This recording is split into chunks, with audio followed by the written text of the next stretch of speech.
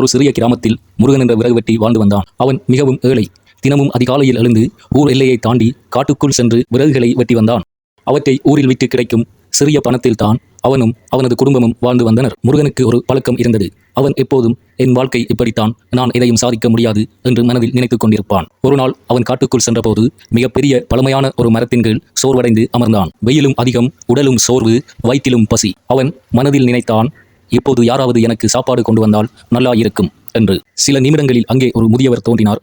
அவரிடம் ஒரு உணவுக் கூடை இருந்தது. மகனே, நீ மிகவும் சோர்வாக இருக்கிறாய், இந்த உணவை சாப்பிடு என்றார். முருகன் அதிர்ச்சி அடைந்தான்.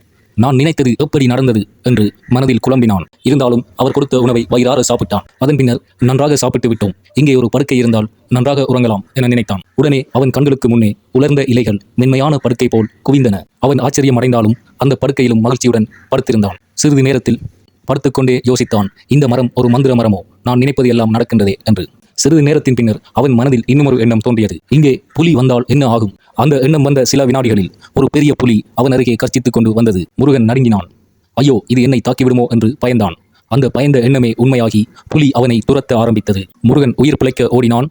மிகுந்த பயத்தில் ஓடி ஓடி கடைசியில் காட்டை விட்டு வெளியே வந்தான். அவன் மூச்சு வாங்கிக் கொண்டு ஒரு கல்லின் அருகில் அமர்ந்தான். அப்போதுதான் அவனுக்கு ஒரு பெரிய உண்மை புரிந்தது. நாம் என்ன நினைக்கிறோமோ அதுவே நம் வாழ்க்கையை உருவாக்கும்.